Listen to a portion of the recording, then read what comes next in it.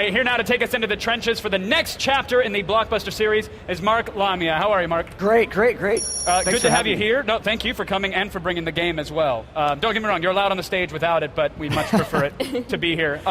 Black Ops is all about different stories and different areas and the tried and true gameplay that we know. Where are we right now, Mark? What are we seeing here? Well, we're dropped deep behind enemy lines here. You're playing with Woods, and you're going to play a lot of this game with Woods, and he's in the SOG, the Studies and Observation Group. They're Black Ops group. And you guys have been through it, as you can tell. He's looking a little bit rough. Yeah. We're dropped you about a third of the way through this mission here.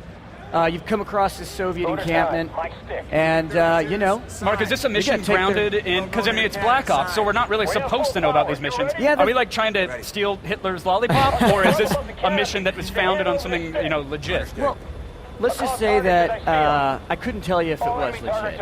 And neither could they, of course. It's what we did is we did a lot of research. We were inspired by learning a lot about these classified missions that have only until recently been declassified, and then we came up with our own creative in the studio. I mean, Call of Duty Black Ops couldn't be sort of more perfect fit for what we wanted to do. We wanted to get creative, create a bunch of new gameplay experiences, and this level and here. Here's one of them. Exactly. I'm used to calling these guys in to do this work for me in the right. game. And then you wait, and then they come in, and then you move on with your day. Right. So, we figured Black Ops, these guys, they had access to all the best technology, all the best weaponry.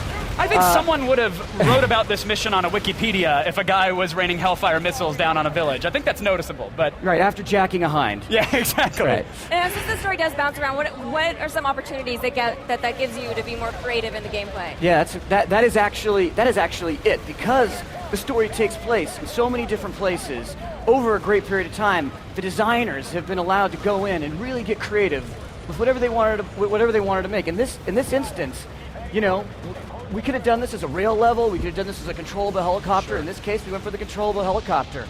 It meant we had to do a bunch of new technology upgrades in order to accommodate it. I was going to say, this is something that we wanted to do. This must have been a bit of an overhaul to the game engine. Is there streaming textures and models and all that jazz to get this going? You got it. You should have seen the emails that were going back and forth inside the studios. They're like, in order to draw these distances and not have all the pop-ins and stuff, we had to introduce a new texture streaming solution.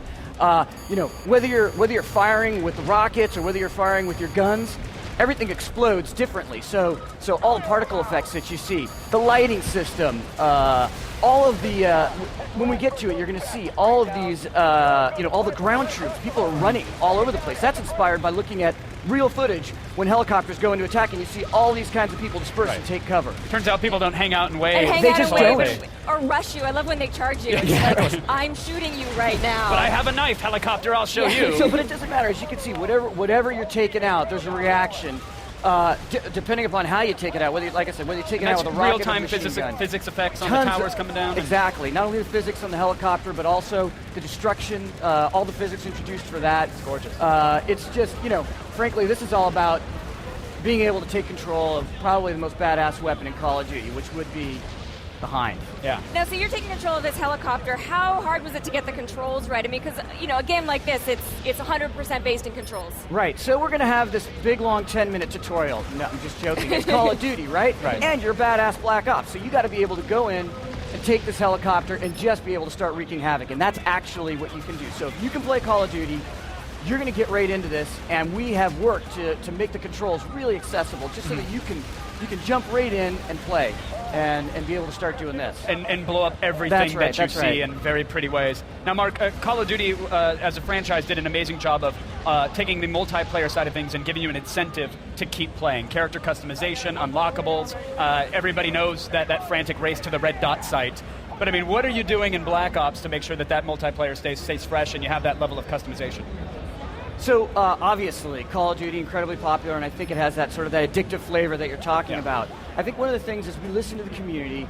We know that people really want deeper levels of customization and greater choice. So that is one of the core tenets and philosophies that the multiplayer team has gone into designing. So while I'm not getting into the specifics of multiplayer with you here today, and I'm looking forward to sharing it with you down the road, what I can tell you is that we're going to be doing greater level of customization and allowing player that greater choice, and as well as we know that players they like to play with their friends, they like to play all the time, and so we're going to be adding different ways to allow players to extend the social experience. A helicopter perk is what you're trying to say.